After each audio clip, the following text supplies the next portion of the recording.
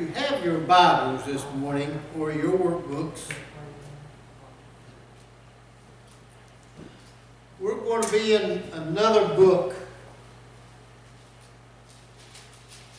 of the Minor Prophets. You know, last week we studied the book of Amos.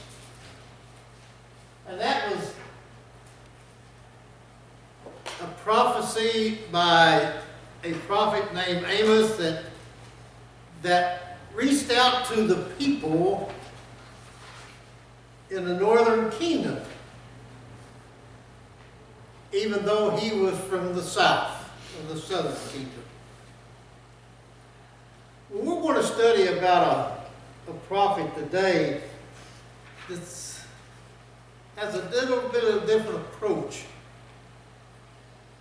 And his name is Habakkuk, or Habakkuk, whichever way you want to pronounce it.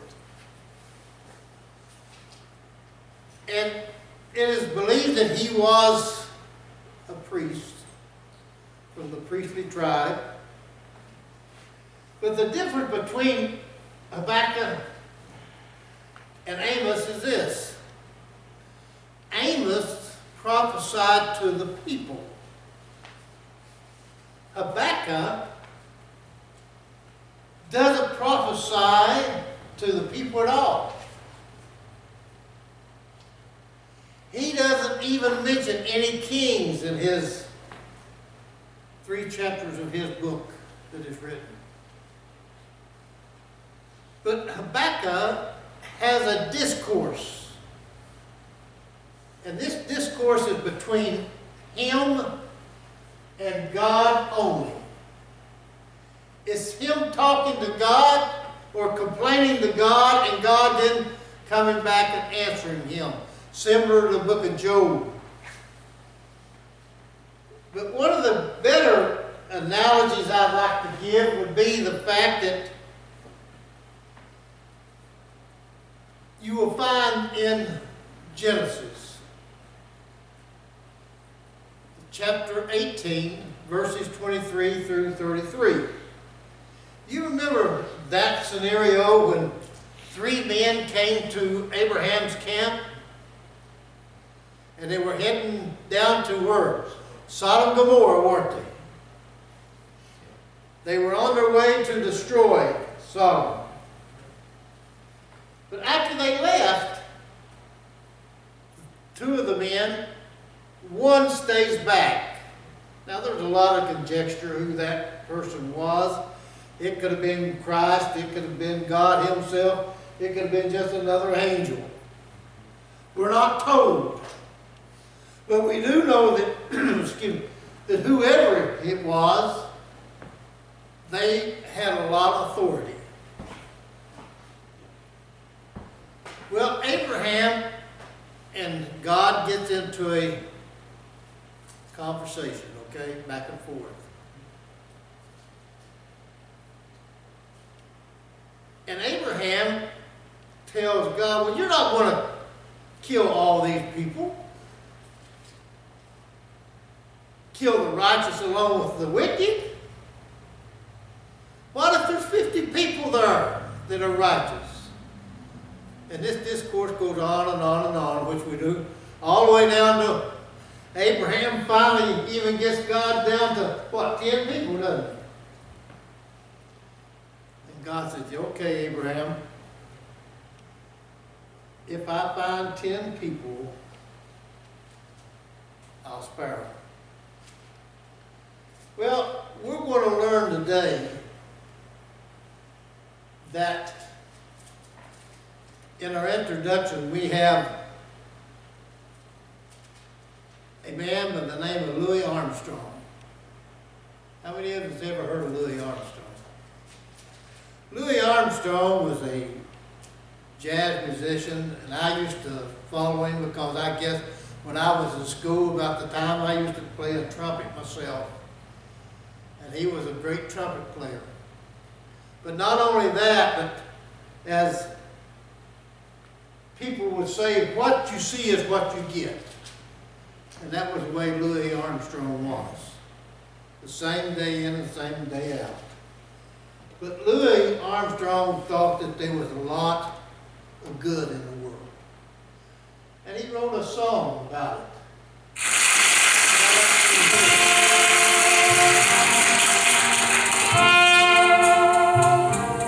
I see trees of green,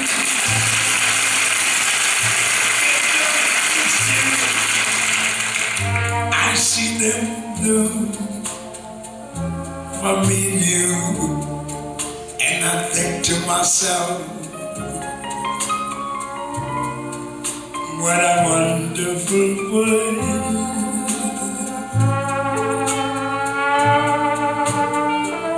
I see skies of blue, clouds of white, bright blessed days, dark sacred nights, and I think to myself, what a wonderful world.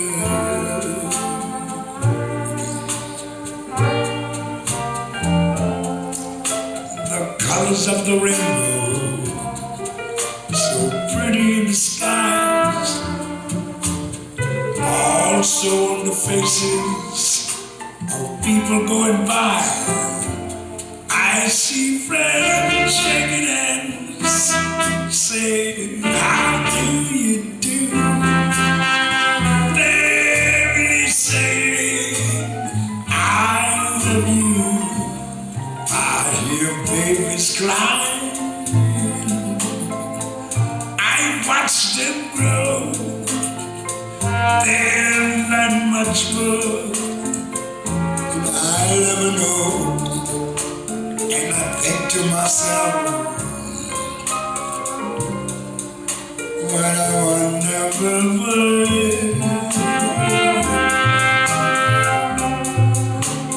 Yes, I think to myself. Well, we know, as Louis Armstrong says, that is the conjecture of a lot of us, that this world is wonderful. Yes, we all admit at times that there are much in this world that causes us great sorrow and a lot of pain. Well, we're going to find out today that in our studies, and we can go back in history and we can see a lot of men in our history that brought a lot of suffering and a lot of pain to people. We notice we have people like Adolf Hitler, Joseph Stalin, Francisco Franco, Saddam Hussein, Fidel Castro, Adolf Hitler, a lot of these men. But it's still a wonderful world, isn't it? If you have God in your life, you have a wonderful world. We're going to always have suffering. We're always going to have pain. We're going to have a lot of discourse in our country. And we recognize that all through these people that we see in our history that have brought on a lot of suffering, that God is all powerful. And you know, if God is good, how many times have you in your life said this? God, if you're all good and all powerful, why don't you stop all of this that's going on in this world? I think we've all at times have asked ourselves, maybe to ourselves, this same question. Well, we're going to find today that this same question is revealed in our text. But keep in mind that in verse 1, it starts out like this. the prophecy or the burden, either way you want to look at it. That word prophecy in the Hebrew is translated to be burden, okay? So it says the burden, I like the word burden, it says the burden of Habakkuk, the prophet, he received through a vision. We're going to learn today what that vision was. But we start off right in the first verse identifying exactly who wrote this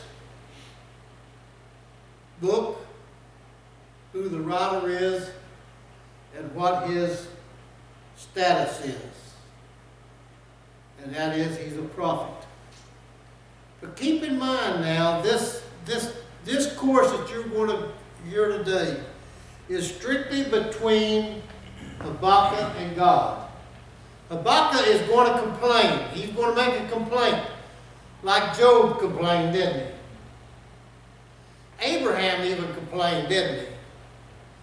Well, all of God's people complained, but they knew how far to go with their complaints.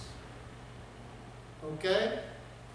So we find here then that Habakkuk is getting ready to prophesy or take on the burden, and he doesn't mention Israel at all. He just says God's people, talking about the north and the southern both. So then we find out that in Habakkuk, in verse 2, it says this: "How long, Lord, must I call for help?" Now he's complaining right now. He said, "Now Lord, I am calling to you constantly. I'm reaching out for you on a daily basis. How long am I going to have to continue, Lord? But not only am I calling out to you, you're not even listening to me." You ever felt that way in your prayers? I have. I've filled out many a time I just pour my heart out. It seems like God just ignores it. But he's saying here to him, "Look, God, I call out to you because look how wicked these people are. I need help, but you won't listen to me. How long must I go?"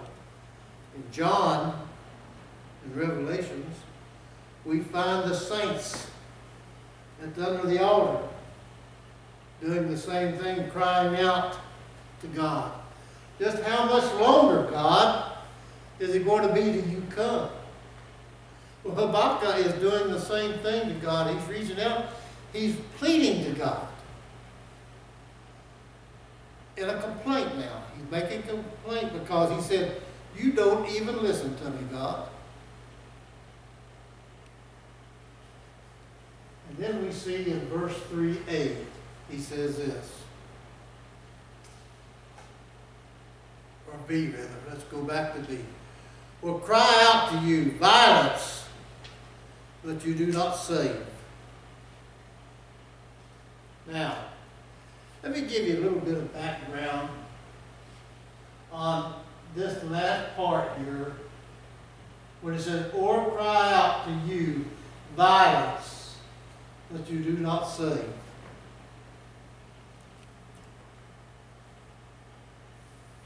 During the time of Habakkuk, there was no justice whatsoever, hardly. The wicked has taken over, practically, Israel. There was no such thing as a righteous person getting justice. And Habakkuk says to God this: in my cry, God, in my cry to you, of all this violence, all of this discourse, all of this murdering is going on, all of this robbery, all of this taking advantage of people. But God, you do not save the righteous.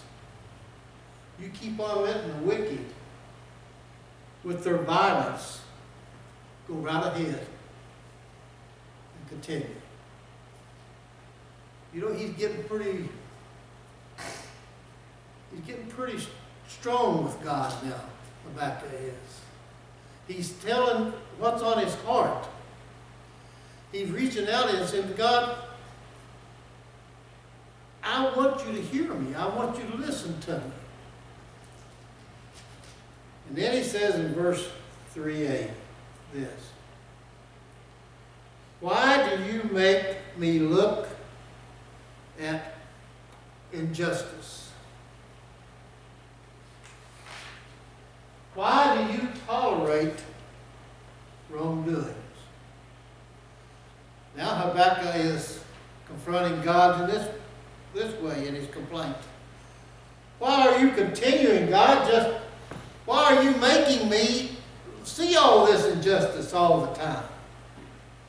Why do I have to be one here to look out and see our people, the righteous, being mistreated? Why do I have to see the injustice just swallowing up all the justice that's in our country? God, why? Why are you tolerating? You're a good God. You're supposed to be a God that don't like sin. You're supposed to be a God that takes care of us. But why are you tolerating all of this wrongdoing? Keep in mind, Habakkuk is like a lot of us. We don't understand God's time frame, do we? We get impatient a lot of times. And this is what Habakkuk has done. He's got impatient because he's constantly calling on God, but in his heart he doesn't seem like he's getting any message back from God. And then we see in the last part of the verse says this: destruction all around me, God. I see destruction going on. People just killing people. I see violence. I see robbery. I see all of this. All before me, God. There is strife among the people. There is conflict among the people. And it abounds heavily within our nation. God, I see this every day. Why do you make me look at this? Why do you make me look upon injustice? All of this is going on. Why can't you come to our aid? Why can't you come and take care of us? And then we see in verse 4, the final verse, 4a, it's in his complaint. He said also, God, the law, your law. Now notice what he said. He's pointing out to the law, not only the civil laws, but he's talking about God's laws also. He says, therefore the law is paralyzed. The law has no effect. All of these commandments you give us, all the laws you've given us to go by, the injustice that's going on, the wicked, the violence, it is just completely engulfed. These laws, and it's paralyzed. It has no effect in our nation today. Why, God? Why does this happen? And then we see in the next part of it. And he said, justice never prevails. There is no justice in our nation today.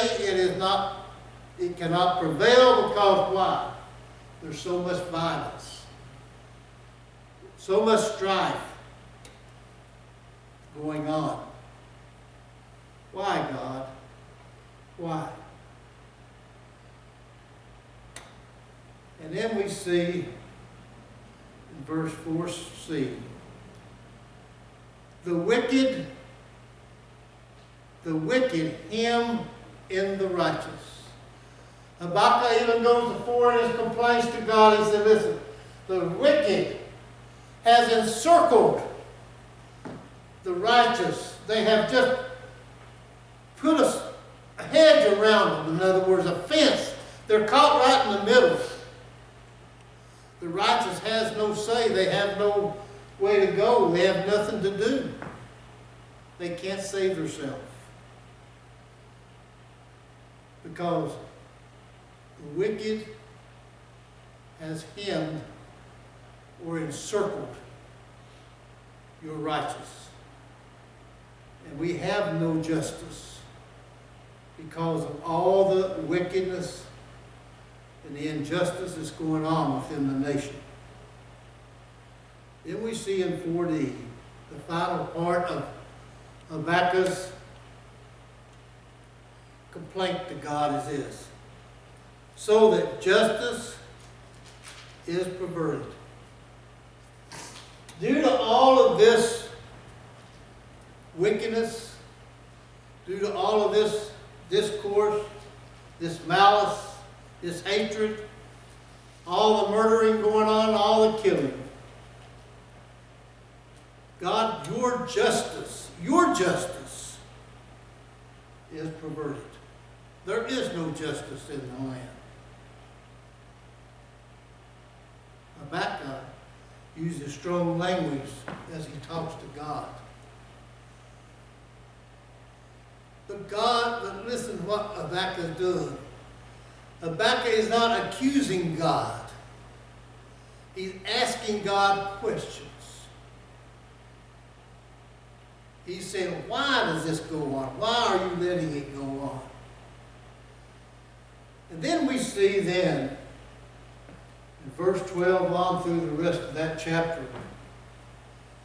God answers Habakkuk's question. Now what I want you to look at is this. There's two questions that's been asked by Habakkuk that God does not answer. And he will not answer you or me either one in our prayers. And those two questions that Habakkuk asked was this: how long is it going to go on? And why is it happening? God is not going to answer us in our prayers either when we ask him, how long are you going to let this go on? If you remember when the 12 apostles and Jesus was sitting there on the hill there in Jerusalem, when Jesus told to his disciples about the destruction, they asked him how long and why. Well, the why was obvious, as it is in Habakkuk's day. The why is this: because of wickedness, because of injustice. But we see here then, he says this, in 12a, he says this: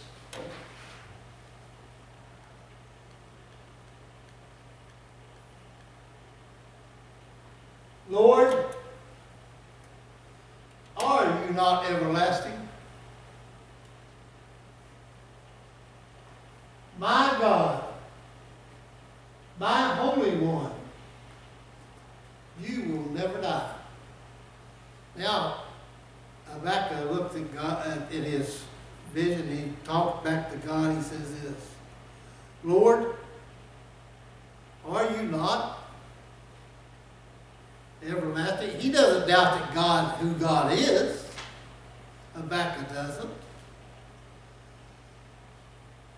But Habakkuk is wanting some kind of answer from God.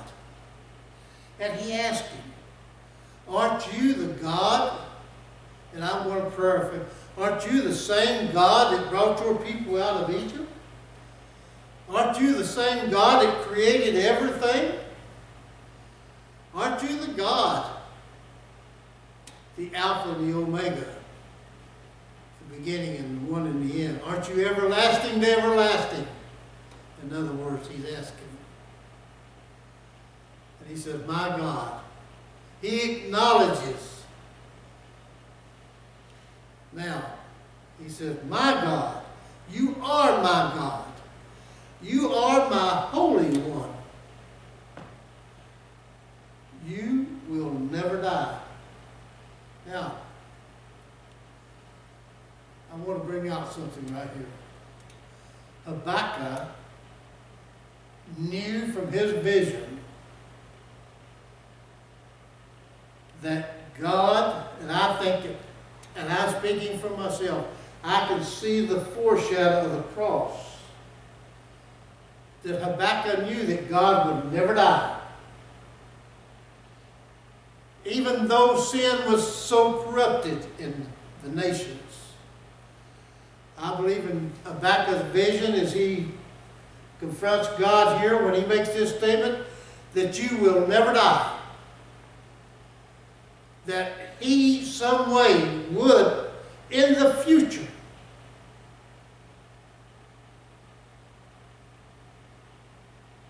come and take care of sin in his fullness.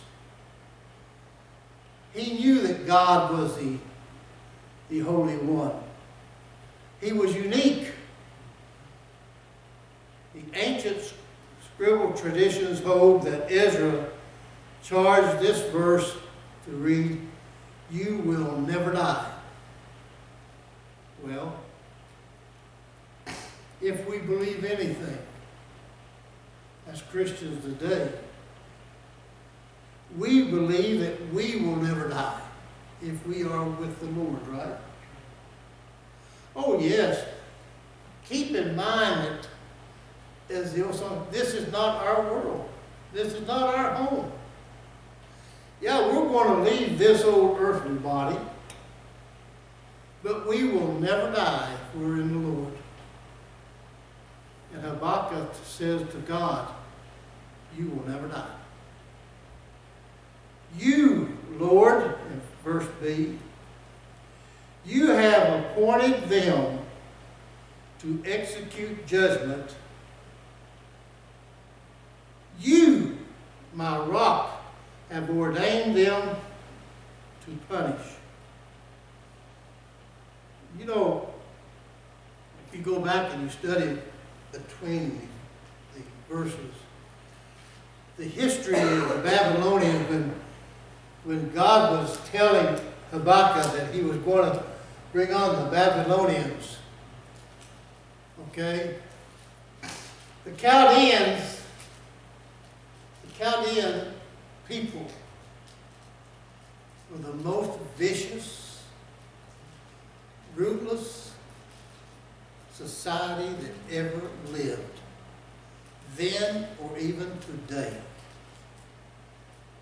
They would kill people, the Chaldeans would, and they would take the skulls of the dead and they would pile them in heaps just to show how ruthless they were.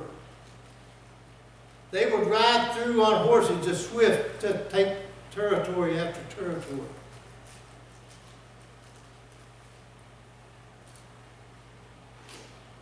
And it says here, Lord, you have appointed them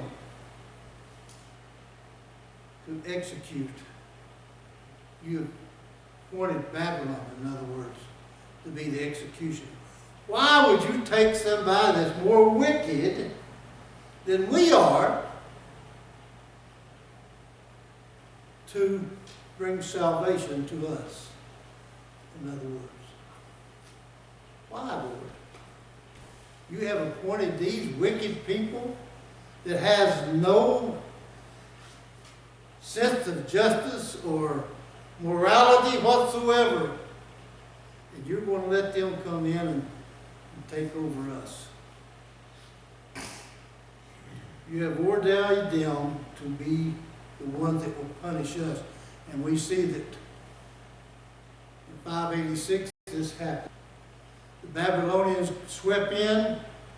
They took all the men of Israel, the ones that were noble, the ones that were educated, and they took them to Babylon.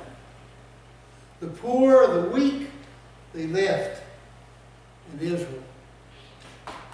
But he's asking them here, he said, you ordain these people to come in and to take care and to put us in captivity. Then he says in 13a, your eyes are too poor.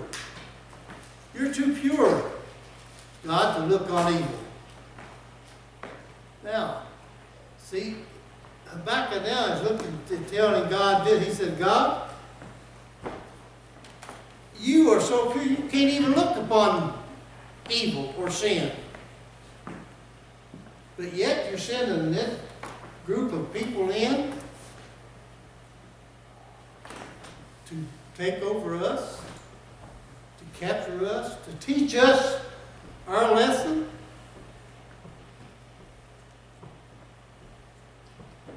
He says, your eyes are too pure to look on the evil that the Babylonians are going to do to your people. You cannot tolerate the wrongdoing that the Babylonians are going to do to your people. And we see all the prophets, all of Jeremiah, Amos, and all the minor prophets, all prophesying the same thing, how Israel is going to be put into captivity for their wrongdoings. And then Habakkuk then looks to the Lord in verse 13b. Why then do you tolerate the treacherous? Why do you tolerate the Babylonians or the people that's treacherous? Why are you silent while the wicked swallow up those more righteous than themselves? Why can you be silent? Why can you just turn your back and let the Chaldeans come in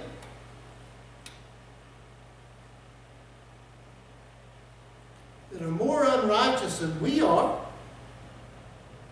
But how can you let them come in with their wickedness and bring righteousness to us? Why, God? Why do you tolerate such treachery? Why do you tolerate such injustice that they're going to put on your people? And then we close our lesson with this verse. Verse 14.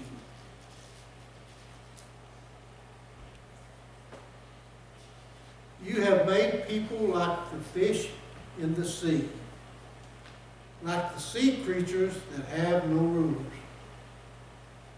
In other words, he's saying this. You have made your people like the fish. We have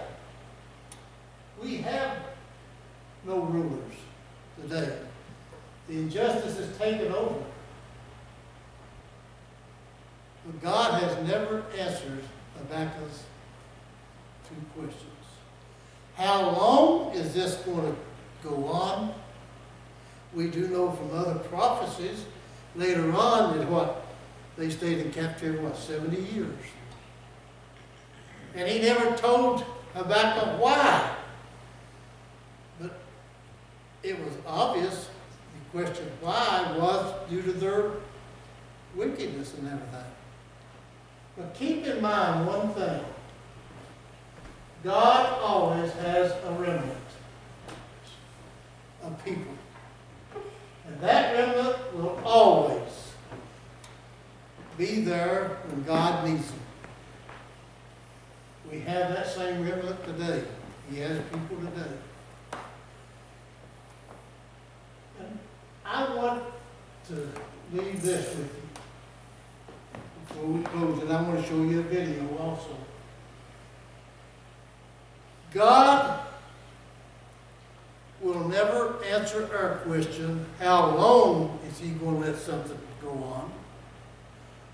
And he's never going to answer Dean's question, why are you letting something go on that's going on?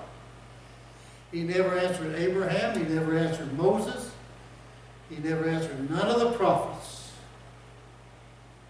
We all know, just like Job and Habakkuk, we all know when to be silent in the presence of God.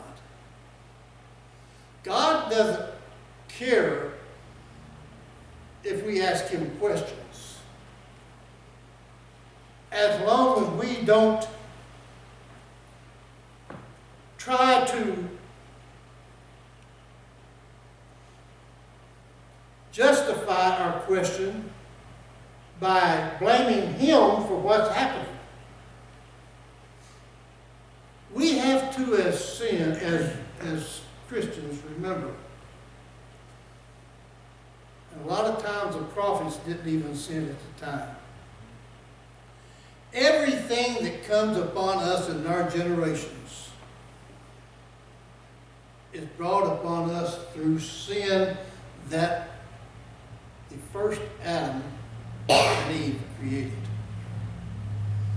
That's what causes all of our strife. That's what causes all of our turmoil. That's what causes all of our problems today. But God can accomplish many things by and through people that we do not even think will happen. And as I was studying this lesson, I was thinking about a song that was played.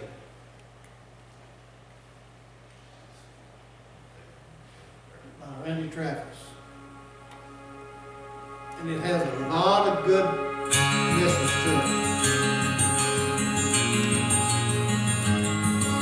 A farmer and a teacher, a hooker and a preacher, riding on a midnight bus bound for Mexico. One was headed for vacation, one for higher education, and two of them were searching for lost souls. That driver never ever saw the stop sign, and 18-wheelers can't stop on a dime. There are 3 wooden crosses on the right side of the highway. Why there's not 4 of them, heaven only knows. I guess it's not what you take when you leave this world behind you. It's what you leave behind you when you go. That farmer left to harvest a home and 80 acres, the faith and love for growing things in his young son's heart. And that teacher left her wisdom in the minds of lots of children, and did her best to give them all a better start. And that preacher whispered, can't you see the promised land, as he laid his bloodstained Bible in that hooker's hand. There are 3 wooden crosses on the right side of the highway. Why there's not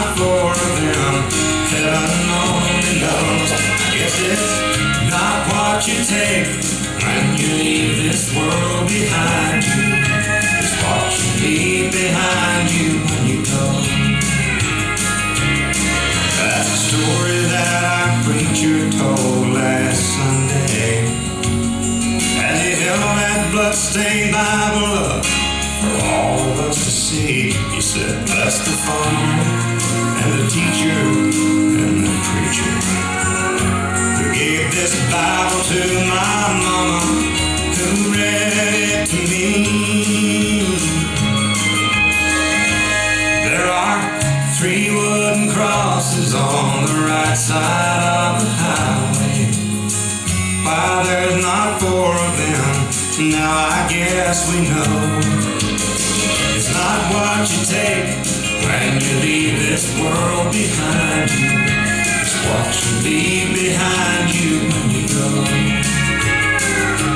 There are 3 wooden crosses on the right side of the highway. I want to leave you with this final line. And I think this is the whole key all through the scriptures. It's not what you and I take with us when we leave this world, but it's what we have left behind us that's going to count. Now let me clarify what I mean. We as Christians are to be soul winners.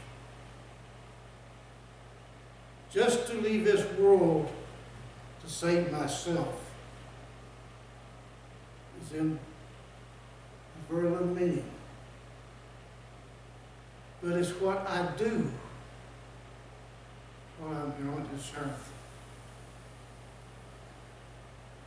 That's what the whole message was of the prophets. God could have used anybody or any way. But it wasn't the prophets, how much they could take with them. It was what they could leave with the people that counted. You and I as Christians, we have to look at our lives and say, look, God, it's not about me. It's about you. We are sent here from the very beginning of time to be soul winners for God. Nothing else. Because our home is not here, our home is on the other side.